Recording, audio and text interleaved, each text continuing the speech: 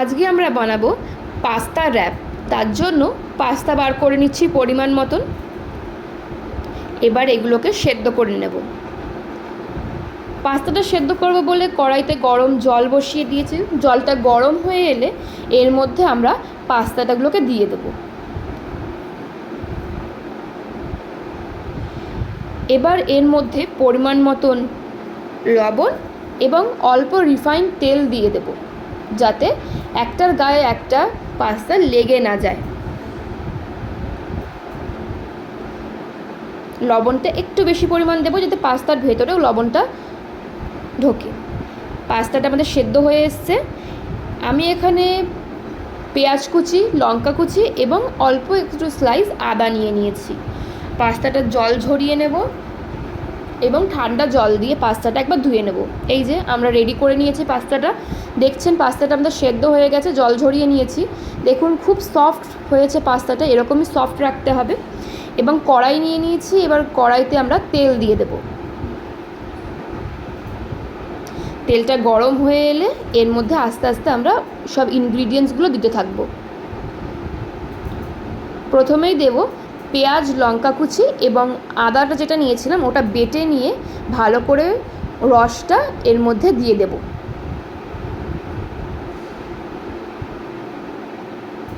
পেঁয়াজটা হালকা হালকা ভাজা হয়ে গেলে এর মধ্যে অল্প পরিমাণ হলুদ এবং লবণ দিয়ে দেব।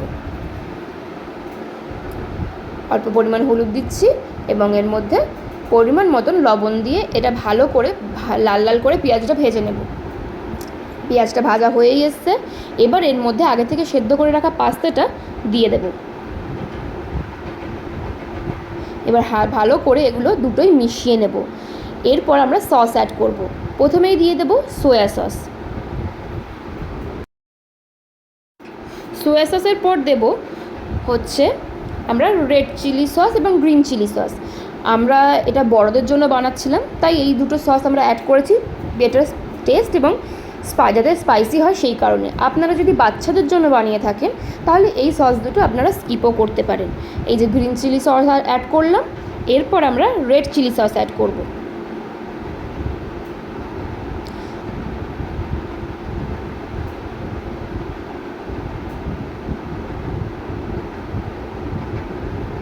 ভালো করে মিশিয়ে নেব।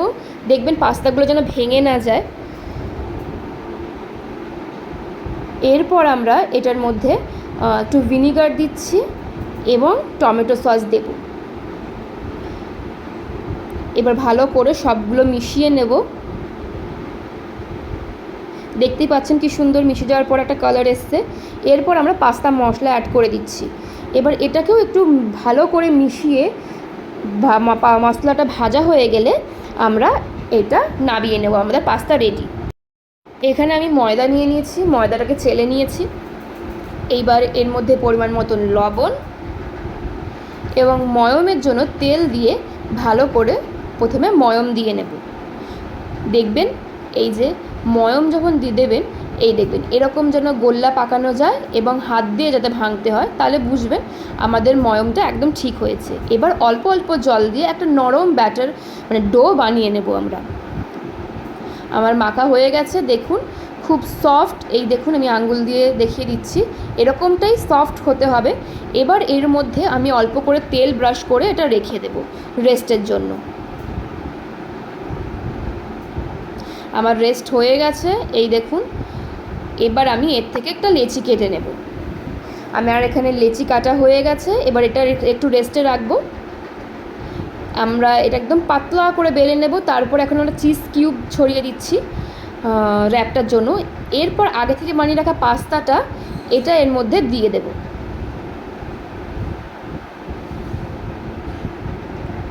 একটু সাজিয়ে নিয়ে এর উপর থেকে ক্রিমি চিজ আমরা অ্যাড করব। ক্রিমি চিজ অ্যাড হয়ে গেলে আমরা এটাকে র্যাপ করে নেব। আমাদের সব রেডি। এবার আমাদের র্যাপ পর্ব। আমরা এটা ভালো করে চারদিক থেকে ভালো করে মুড়িয়ে নেব।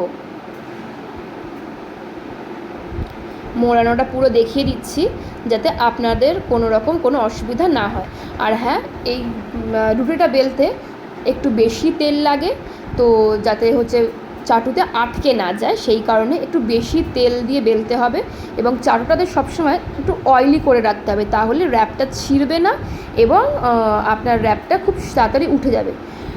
আর একটা জিনিসও বলে রাখি, যেই র্যাপটা বানানোর পর যেই থালাতে রাখবেন সেই থালাটাতে কিন্তু ভালো করে আগে থেকে তেল মাখিয়ে নেবেন, তাহলে আপনার র্যাপগুলো যখন কড়াইতে ভাজার জন্য তুলবেন তখন ছিঁড়ে যাবে না। আমাদের র্যাপ তৈরি। এবার এরকম করেই বাকি সব র্যাপগুলো আমরা বানিয়ে নেব। আমাদের র্যাপ তৈরি হয়ে গেছে। এইবার আমরা কড়াইতে ডিপ ফ্রাই করব। এই যে কড়াই আমরা বসিয়ে দিয়েছি ডিপ ফ্রাই করার জন্য, এরপর মধ্যে আমরা রিফাইন তেল দিয়ে দেবো।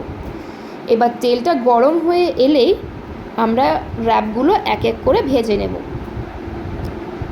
তেলটা আমাদের প্রায় গরম হয়েই এসছে, আমরা এবার প্রথম র্যাপটা দিয়ে দিলাম। এটা হালকা গোল্ডেন ব্রাউন যখন হয়ে আসবে নিচ দিকটা, তখন এটা আমরা উল্টে পরের পিঠটাও ভেজে নেব একইভাবে। গোল্ডেন ব্রাউন করে করে ভাজবো, তাহলে এটা ক্রিস্পিও হবে আর খেতেও খুব ভালো লাগবে। আমাদের একটা পিঠ গোল্ডেন ব্রাউন হয়ে গেছে, আমরা ওপর দিকটাও এবার এরকমভাবে গোল্ডেন ব্রাউন করে ভেজে নেব। দেখতেই পাচ্ছেন কি সুন্দর কালার এসছে। এরকম করে আমরা সবগুলোই ভেজে নেব।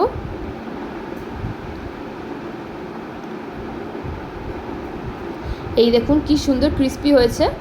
এটাকে আমরা এখন মাঝখান দিয়ে কেটে আমরা এটা পরিবেশন করব।